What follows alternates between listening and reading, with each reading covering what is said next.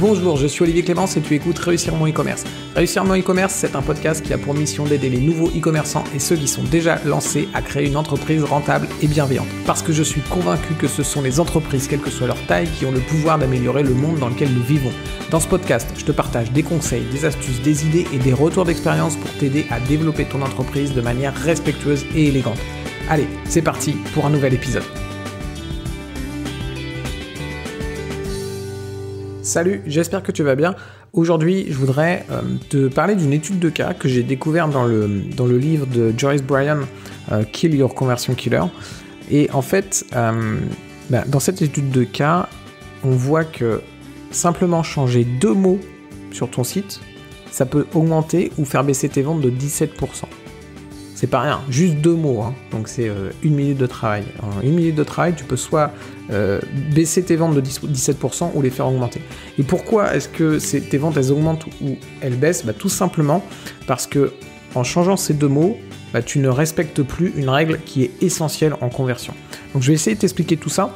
En fait, dans son livre, Joyce Bryan explique qu'il a travaillé avec un client qui avait mis... Alors, je vais te donner les noms en anglais, mais tu vois, c'est très facile en français. Hein. C'est la même chose, ça existe aussi en français. C'est un site, en fait, qui avait changé le bouton Add to Cart en Buy Now. Et en fait, donc, en français, ça donne ton bouton Ajouter au panier, tu le transformes en Acheter maintenant. Ok ? Alors, très honnêtement, c'est une bonne idée à la base. La réflexion, elle est bonne derrière. Se dire, je vais mettre Buy Now, enfin acheter maintenant, plutôt que ajouter au panier. Pourquoi elle est bonne ? Parce qu'en fait, en psychologie, et si tu travailles avec un copywriter, il va sans doute te conseiller ce genre de choses, c'est qu'on a un mot qui est plus intense, qui va plus te faire passer à l'action. Ajouter au panier, c'est moins puissant que acheter maintenant. On est plus près de l'objectif final, on est plus sur un mot d'action puissant, qui va donc du coup inciter plus l'utilisateur à faire l'action. C'est des choses qui ont été étudiées, il y a des études qui ont été faites sur le sujet et des expériences qui ont montré que quand tu prends un mot d'action fort, un mot d'action plus impliquant, eh bien les gens ont plus tendance à cliquer dessus et les gens ont plus tendance à faire l'action que tu leur donnes. C'est aussi pour ça qu'on conseille souvent d'utiliser l'impératif plutôt que l'infinitif parce que, encore une fois, c'est plus puissant et du coup ton utilisateur il va plus facilement cliquer sur le bouton. Le problème, c'est qu'en faisant ça, la personne qui a décidé de mettre acheter maintenant plutôt que acheter au panier, elle a oublié quelque chose. Elle a oublié une règle essentielle. Et en fait, Joyce Bryan, il a eu un doute justement, il s'est dit, à mon avis, ça pose problème cette terminologie. Et du coup, ce qu'il a fait, c'est qu'il a fait passer des tests à des utilisateurs. Donc il a pris des utilisateurs, il les a mis devant des ordinateurs, et il leur a dit, ok, allez-y, allez commander ce produit, allez acheter ce produit. Et les utilisateurs, en fait, il a regardé ce qu'ils faisaient, il les a filmés, en fait. Donc, il a pris tout un lot d'utilisateurs, il les a filmés pour essayer de comprendre, comment ils allaient réagir. Et il a constaté que les gens avaient peur de cliquer sur le bouton « Acheter maintenant ». Alors, ça peut paraître carrément dingue, ça peut paraître bizarre, on est sur un ordinateur. L'ordinateur va pas exploser si tu cliques sur le bouton « Acheter maintenant », mais les gens avaient, comment ils disent en anglais, « the fear of click », il y a un terme exactement, je sais plus c'est quoi, fear click, un truc comme ça. Mais en tout cas, c'est la peur du clic. Et ils avaient peur de cliquer sur le bouton. Pourquoi ? Parce que le bouton, d'après ce qui est écrit dessus, n'allait pas les diriger vers où ils veulent. En cliquant sur le bouton, ça n'allait pas faire ce qu'ils veulent. En fait, ils voulaient prendre des produits sur le site, les mettre dans leur panier, puis acheter. Et quand tu as acheté maintenant, eh bien, qu'est-ce qui se passe dans la tête de ton client ? Il va se dire, je vais devoir payer tout de suite. Quand je vais cliquer sur ce bouton, je vais être emmené directement sur l'endroit où je mets ma carte bleue et je vais devoir acheter ce produit tout de suite. Ça veut dire que je vais devoir acheter que ce produit, je ne pourrai pas en acheter un autre. Si je veux en acheter 2 en même temps, va falloir que je passe 2 commandes parce qu'à chaque fois que je vais cliquer sur acheter maintenant, je vais arriver sur la page où on va me demander ma carte bleue, je vais passer ma commande et je vais devoir recommencer pour mon 2e produit. Et du coup, il voulait pas en fait cliquer sur acheter maintenant, il cherchait un autre bouton ailleurs pour se dire mais non, mais je veux pouvoir commander d'autres produits, comment je fais pour commander d'autres produits ?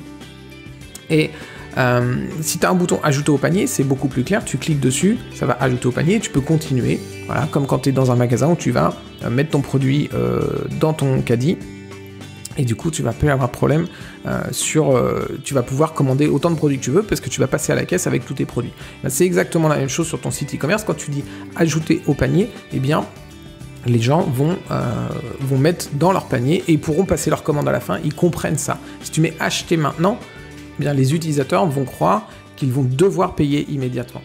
Et le plus drôle en fait dans cette histoire, c'est que il avait juste changé les 2 mots, ce qui fait que quand je cliquais sur le bouton « Acheter maintenant », j'achetais pas maintenant directement. Ça m'a ajouté mon produit au panier. Donc au final, c'était une mauvaise idée finalement de mettre « Acheter maintenant » parce que quand je cliquais sur le bouton, ça faisait même pas ce qui était écrit.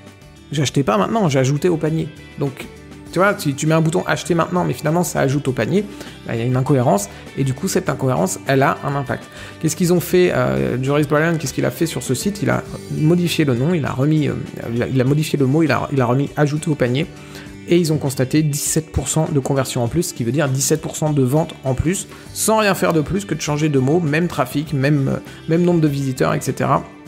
Même produit, même offre, 17% de ventes en plus pour 2 mots supplémentaires. Ce que je voulais que tu comprennes avec cet exemple-là, c'est qu'en fait, il y a des règles qui peuvent être un peu subtiles en conversion, mais qu'il faut comprendre et qui sont importantes. Et qui risquent de, si tu les connais pas, si tu les comprends pas, si tu les appliques pas, elles vont vraiment briser tes ventes, elles vont vraiment casser tes ventes. Là, pour 2 mots, on a 17% de conversion. Je te laisse imaginer pour des choses plus graves, combien tu peux perdre de conversion sur un site. Et évidemment, c'est ultra important pour toi, la conversion, c'est ce qui détermine ton chiffre d'affaires, c'est ce qui détermine tes ventes. C'est pour 100 utilisateurs qui arrivent sur ton site, combien tu es capable de déclencher de ventes.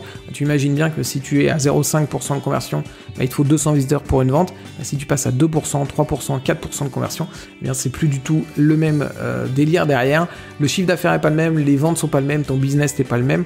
Donc clairement, tu ne peux pas en fait ignorer ce genre de règles qui sont ultra importantes. Là, ici, la règle, elle était toute simple. La règle, c'est que le bouton, le nom du bouton, en fait, les mots que tu mets dans ton bouton, ils doivent clairement expliquer ce qui va se passer derrière. Ton utilisateur doit savoir ce qui va se passer quand on clique sur le bouton.